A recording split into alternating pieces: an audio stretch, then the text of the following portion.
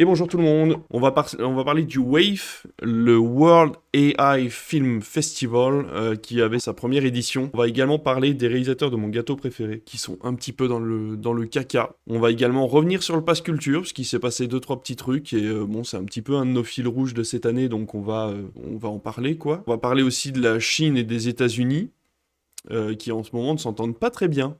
Voilà. Et puis on va parler de la chronologie des médias, encore une fois, puisqu'il s'est passé des nouveaux trucs suite aux nouvelles signatures, hein, parce qu'en fait il y a des gens qui n'ont pas encore signé cette nouvelle chronologie des médias, et du coup c'est pas cool.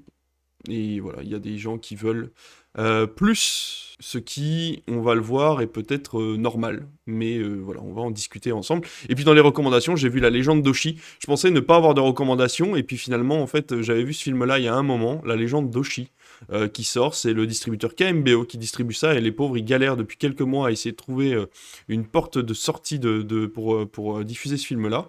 C'est pas évident pour eux, parce que c'est un film qui est très compliqué à appréhender. Et je comprends tout à fait qu'ils aient reculé la date à maintes reprises pour essayer de préparer au mieux l'arrivée du film dans les salles obscures.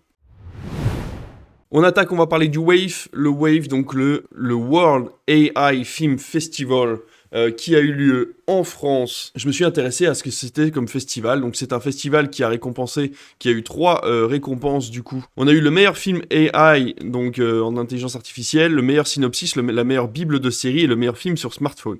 Donc il s'avère que donc les gagnants ont déjà été donnés. Il y a eu un prix pour chaque personne, donc premier prix, deuxième prix, troisième prix, comme vous le voyez. Il y a quand même 10 000, 5 000 et 2 000 euros à gagner, donc il y avait quand même un gros investissement de fait sur ce film-là. Je pense vraiment qu'il y a une envie de la France et des acteurs français de la production de films d'être les premiers sur le truc et de maîtriser au maximum tout ça. Mais vous allez voir que les conditions pour gagner ou pour participer sont quand même assez particulières. Je vais vous donner le règlement du WAVE. Pour pouvoir participer, il fallait avoir une durée maximale de 10 minutes pour ton film, utiliser au moins 3 outils d'intelligence artificielle générative, dont au moins un outil spécifique à la génération d'images. Après, le format de qualité, MP4 ou .mov, la qualité doit être en définition, le film doit être obligatoirement en anglais ou en français, et tu devais fournir une illustration du film, un synopsis détaillé du film, une brève présentation, un journal de production expliquant l'utilisation des outils d'intelligence artificielle générative dans la création du film conformément aux critères de la charte de création du concours.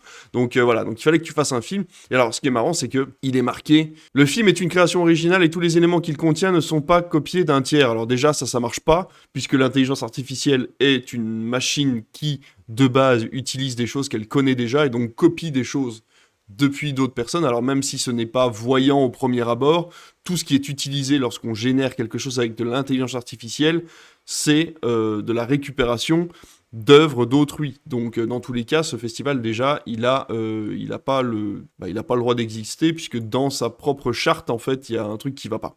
Ce qui est intéressant, c'est quand on arrive sur le prix du meilleur synopsis et le prix de la meilleure bible de série proposé par Genario. Qu'est-ce que Genario ? Eh bien, Genario, partenaire officiel du WAVE, est une entreprise française spécialisée dans l'intelligence artificielle pour la création de scénarios et est une marque déposée. Elle propose des outils d'intelligence artificielle permettant la génération et la correction rapide de pitch, synopsis ou scénario. Genario soutient le prix du meilleur synopsis et le prix de la meilleure adaptation de roman en scénario du WAVE. Pour participer à l'une de ces catégories, les candidats doivent respecter les conditions suivantes. Attention. Utilisation obligatoire de Genario pour les catégories meilleur synopsis de film et meilleure bible de série. L'utilisation de l'outil Genario est obligatoire. Deuxième condition, utiliser l'abonnement à Genario. Les candidats doivent souscrire à l'offre spéciale en partenaire avec le WAVE qui propose un abonnement d'un mois minimum à Genario avec une réduction de 50%, soit 24,50€ pour l'offre création au lieu de 49€. Cette réduction est valable tout au long de la durée du festival. Il faut en plus envoyer une copie du contrat avec Genario pour bien prouver que tu es abonné à Genario. C'est un truc de ouf, hein. Moi, ça me troue le cul. Vraiment, je trouve ça absolument dingue. Et ensuite, on a le meilleur film sur smartphone, où là, condition obligatoire, le film doit être tourné, monté et mixé et étalonné uniquement sur un smartphone. Les outils intelligence artificielle doivent être intégrés ou compatibles avec le téléphone. Donc voilà, et le film doit être court, 3 à 4 minutes. Pour le meilleur film sur smartphone. Donc c'est quand même un truc de dingue que ce WAVE qui t'oblige en tant que participant, pour pouvoir participer à un des prix, il faut que tu aies un abonnement auprès d'un des partenaires en fait du truc. Donc moi je trouve ça absolument dingue. Et je trouve ça assez ouf d'avoir des partenaires de qualité à l'instar de Arte, Canal+, ou même Écran Total, pour essayer de voir les deux faces de la pièce. C'est un peu notre but, j'essaye d'être le plus objectif possible. Le but est de prendre le contrôle le plus rapidement possible sur l'intelligence artificielle pour être des pionniers à ce niveau-là. La semaine dernière, je vous parlais de The Media Company, qui est une compagnie qui a créé une boîte de prod entièrement, pas entièrement, mais qui utilise des produits d'intelligence artificielle pour la création de contenus multimédia et particulièrement de films pour le cinéma ou non. L'idée n'est pas forcément très bien vue. Il faut comprendre que ces personnes-là viennent en plus de milieux qui sont vraiment pas dans l'artistique, mais plus dans la production financière. Mais n'empêche que la main mise sur le plus vite possible en France sur ces outils-là, c'est pas que une mauvaise chose si c'est bien fait.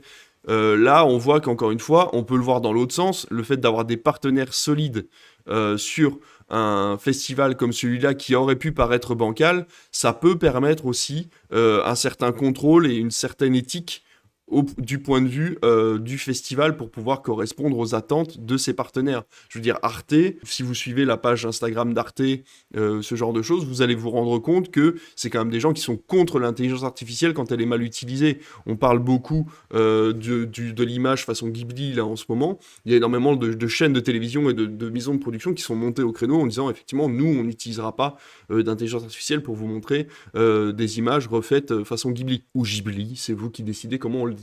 Ça demande des compétences, faut pas se leurrer. Hein. Effectivement, vous pouvez demander à ChatGPT de vous créer une image qui vous mettra dans une boîte façon poupée avec tout ce qui reflète votre personnalité, mais vous avez aussi de l'intelligence artificielle pour créer des films de toutes parts et de A à Z, et ça, il faut quand même un certain talent pour pouvoir retoucher la vidéo, pour pouvoir la redemander, pour créer le bon prompt, et pour faire aussi un petit peu de montage, parce que forcément, le logiciel, lui, ne sera pas capable de tout faire lui-même, donc ça demande quand même une certaine partie, voilà, ça demande quand même un peu de talent et un peu d'expérience, donc voilà, on peut pas partir, n'importe qui ne peut pas utiliser de l'intelligence artificielle non plus, quand c'est plus compliqué que simplement demander quelque chose à ChatGPT.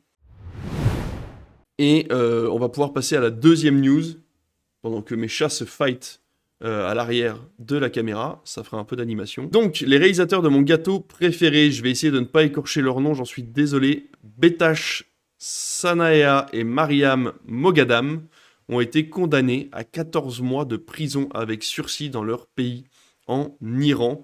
Ils sont accusés d'avoir troublé l'opinion publique avec le film Mon gâteau préféré. Ils ont été inculpés de projection illégale du court-métrage également. Pourquoi? Alors, j'avais un petit peu de mal à comprendre, effectivement, en n'étant pas un expert des lois iraniennes.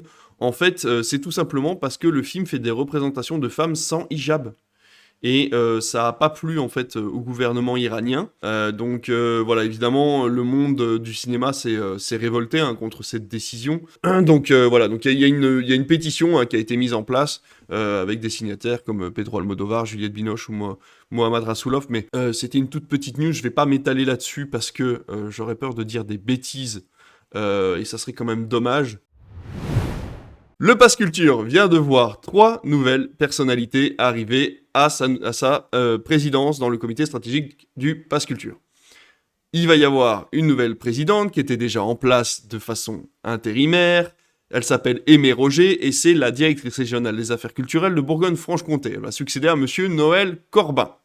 Vous avez ensuite monsieur Jérémy Bourroy, président du Conseil national consultatif des personnes handicapées, et Didier Lechy, directeur général de l'Office français de l'immigration et de l'intégration. Vous avez également monsieur Patrick Chénu, directeur général de MJC de France. Donc ce sont des personnalités qui ont l'habitude de s'occuper des personnes qui vont être mises en valeur dans le Pass Culture, puisque comme on l'a vu la semaine dernière et il y a quelques semaines, il va y avoir de nouveaux chamboulements dans le Pass Culture, en tout cas au niveau du portefeuille privé, donc c'est-à-dire celui que va avoir le jeune qui va s'inscrire au Pass Culture, puisque les personnes en situation de handicap ou dont les parents ont un revenu très bas vont avoir la possibilité d'avoir 50 € de plus que les autres.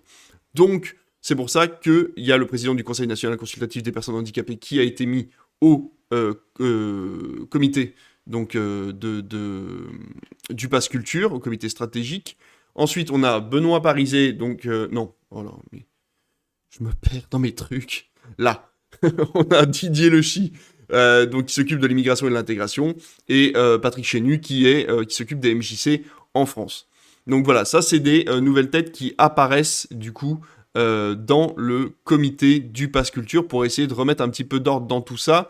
Bien sûr, on a toujours Madame Tison-Viaume qui fait le lien entre le gouvernement et le Pass Culture. Et donc, il y a toujours, effectivement, la question de savoir comment va être intégré le Pass Culture au gouvernement, tout simplement, puisque c'est une start-up privée et que c'est très compliqué, forcément, de le mettre en place. Vous n'êtes pas sans savoir que Donald Trump, en ce moment, est en train de monter toutes les taxes, enfin en tout cas dans beaucoup de pays, d'augmenter les taxes de douane d'exportation vers les États-Unis. Donc la Chine a décidé que pour compenser cette hausse de droits de douane, ils allaient limiter modérément le nombre de productions américaines sur leur territoire. C'est une mesure de rétorsion qui pourrait forcément rogner sur les recettes des studios américains qui ensuite payent des taxes aux États-Unis, et donc forcément, s'il y a moins d'entrées des studios américains en Chine, il y a forcément moins d'argent qui rentre dans les caisses de l'État américain. Donc, bien sûr, la Chine est consciente que ça n'empêchera pas les gens de regarder sur les plateformes de streaming ou de les regarder illégalement sur Internet, mais la rentrée d'argent est quand même bien inférieure, voire nulle, à partir du moment où vous regardez illégalement un film sur Internet. Donc, ça va forcément créer une rentrée d'argent beaucoup plus petite pour les studios hollywoodiens.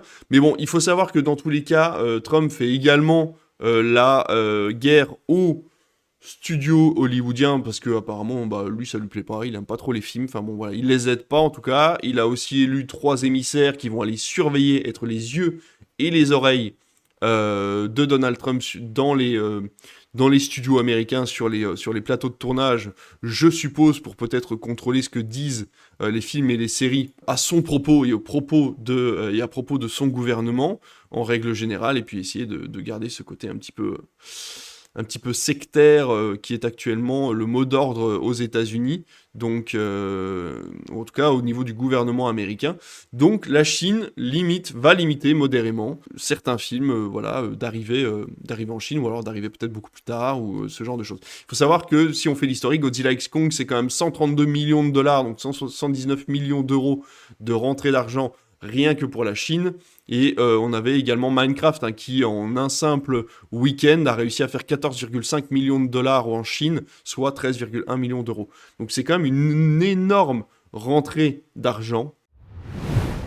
On en vient à la 5e news du coup, qui fait écho à celle que je viens de vous donner, puisque Trump ayant râlé sur le fait que certains pays récupéraient une partie de l'argent que se font les acteurs de production américains, les acteurs de production américains. Il a été râlé en disant que c'était pas normal, que par exemple la France récupère une certaine somme des revenus de Netflix ou de Disney+, ou ce genre de choses, et que du coup, il exigeait que les pays, en tout cas européens, arrêtent de récupérer cet argent. Du coup, Netflix n'a pas signé la dernière charte de la chronologie des médias en France pour l'instant, puisqu'elle avait demandé à passer de 17 à 12 mois. Du coup, elle était passée à 15 là, avec la nouvelle signature. Elle devait passer à 15. Elle avait demandé de passer à 12 et ça lui a été refusé. Pourquoi ? Puisque Netflix refuse de donner plus de 4% de son revenu global français. Mais il faut savoir, cette part de taxe qui est donnée à l'État français, elle est en pourcentage. Ils ont une obligation de pourcentage. Pourquoi Canal donne 190 millions d'euros ou 160 millions d'euros, et alors qu'ils ont une obligation de 100 millions d'euros, parce que ça leur fait plaisir, et puis bon, ça leur permet d'avoir des avantages fiscaux après derrière, mais ils ont une obligation au niveau du pourcentage de ce qu'ils gagnent à l'année. Pareil pour Disney+, qui a décidé de donner 25% pour avoir accès aux films 9 mois après leur sortie en salle. Netflix, eux, ne donnent que 4%. Mais, et c'est là que le bas blesse, 4% de Netflix, ça représente 50 millions par an. C'est que, étant donné que Netflix donne que 4% de son chiffre d'affaires annuel, mais qu'on est déjà à 50 millions d'euros par an, c'est pas normal que Disney, avec 25% de son chiffre d'affaires et donc 35 millions d'euros par an, soit à 9 mois, alors que Netflix soit à 15 ou même à 12. Donc finalement, si on doit se positionner de façon objective en parlant en termes d'argent, ce que fait l'État américain depuis le début, hein, ils comptent leur entrée, nous on compte les entrées au cinéma, eux ils comptent le nombre de millions de dollars que ça a fait sur un week-end. Donc il faut bien comprendre que l'argent, c'est quelque chose de pratique pour eux, de parler en argent et pas en pourcentage. Et bien là, au niveau du nombre de millions d'euros investis en France, cela représente une somme supérieure à celle de Disney, ce qui paraîtrait logique de leur part d'être donc en avant, en devant Disney au niveau de la chronologie des médias. Voilà, vous venez de voir du coup la bande-annonce de La Légende d'Oshi. C'est un film que j'ai pu voir en avant-première lors d'une projection presse. J'étais à Paris, du coup j'en ai profité pour aller le voir. C'est une œuvre très particulière. C'est du A24 déjà, donc ouais, on peut déjà se douter que ça va être particulier. Mais c'est vrai que KMBO, ça fait un moment qu'ils repoussent le film, hein. Je crois il datait de l'année dernière déjà. Ils ont essayé de le caler au mois de décembre, ça n'a pas marché, donc ils l'ont repoussé. Ils sont revenus un peu en arrière. Enfin bon, voilà. Ça a été très compliqué de le dater, mais n'empêche que là, ça y est, il sort le 23 avril. Il sort dans une semaine. Ça s'adresse pas aux plus petits, ça s'adresse pas vraiment aux plus vieux non plus. J'ai eu cette sensation quand je l'ai vu, cette sensation qui se situe entre les Goonies, Une histoire sans fin, E.T., ce côté très surréaliste, onirique, presque parfois horrifique. Et je sais que les gamins sont de plus en plus sensibles, surtout au cinéma, et je pense que ça peut poser problème. Et c'est là que c'est... En gros, voilà, donc c'est l'histoire d'une jeune fille qui vit sur une île qui a été inventée, on dirait une île qui a été un peu bloquée dans les années 50, entre guillemets. Et puis, donc, elle fait partie d'une famille qui chasse les Oshi, qui est apparemment un animal dangereux.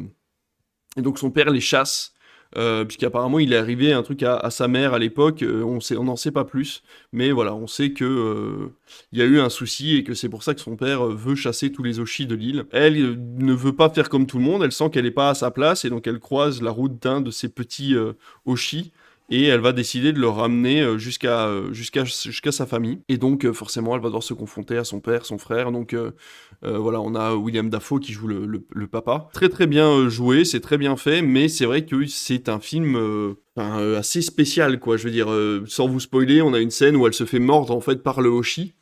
Qui au début la craint, et en fait elle commence à développer une espèce de mutation dans le bras, elle se retrouve avec un bras énorme, bourré de pustules, elle commence à délirer, à penser qu'elle peut parler avec lui, etc. etc. Elle rencontre un personnage qui lui est pour la sauvegarde des Oshi, mais qui parle de façon super bizarre, on comprend rien à ce qu'elle dit, parce qu'elle ne parle que en métaphore, etc. Donc c'est vraiment très très compliqué, mais la réalisation elle est très très spéciale, elle est très bizarre. Et je sais que ça, par contre, ça correspond pas à tout le monde. Moi, je vous le conseille parce que c'est une œuvre atypique et que je trouve que l'originalité au cinéma, ça doit toujours être payant. À savoir quelle tranche d'âge ça correspond, c'est très particulier. Je pense que ça peut correspondre aux 30-quarantenaires qui ont la nostalgie de ces films, justement, qui ont bercé notre enfance et qui étaient un peu bizarres, mais qui étaient quand même chouettes et qui sont restés dans nos têtes. Je vous dis encore une fois... des films comme Dark Crystal ou L'Histoire sans fin, ou même Narnia dans un certain genre aussi, ou Le Labyrinthe de Pan, qui sont des films qui nous ont laissé une trace en fait en mémoire et qui veulent... voilà, et ce film-là essaye de reprendre un petit peu cette envie d'onirisme un peu bizarre, un peu chelou, qui va nous faire autant... c'est autant cringe que nostalgique, quoi. C'est assez spécial. Mais n'empêche que voilà, c'est à voir, les décors sont très jolis, il y a cette espèce de brume en permanence pendant tout le film. Il y a quelques fonds verts, il y a beaucoup de carton-pâte aussi, un petit peu style années 80 justement. Et les fonds verts, on a l'impression qu'ils sont presque faits exprès pour rester là. Pour être vus en fait, pour montrer que voilà, tout ça c'est pas la réalité, c'est juste un espèce de rêve. Donc c'est assez particulier, mais c'est vraiment très très chouette. Et j'en garde en tout cas un bon souvenir. Quand je suis sorti de la salle, je me suis dit mince, qu'est-ce que j'ai regardé, est-ce que ça m'a plu ou pas? Et puis finalement, avec le temps, je me suis dit que finalement c'était quand même pas si mal. Merci beaucoup de nous avoir suivis ce matin. On se retrouve vendredi pour le nouveau Critflix en audio uniquement sur les plateformes de podcast. Donc vous tapez Critflix sur internet. Vous pouvez avoir toutes les infos sur patreon.com/critflixmedia. Donc quasiment tout est gratuit sur le Patreon. Vous avez juste à vous abonner. Il n'y a pas besoin de payer pour avoir accès aux nouvelles informations et à tous les articles. Donc n'hésitez pas à aller vous inscrire sur le Patreon. Et puis dans tous les cas, on se retrouve donc vendredi pour Critflix en audio uniquement sur les plateformes de podcast. Dimanche, vous aurez, je sais pas, entre samedi et dimanche, on verra. Vous aurez donc le replay de ce live en version raccourcie sur les plateformes YouTube et sur les plateformes d'écoute. Et puis on se retrouve la semaine prochaine en direct, mardi prochain matin, pour le prochain Critflix, la matinale. À très bientôt. Merci à tous d'être venus et salut.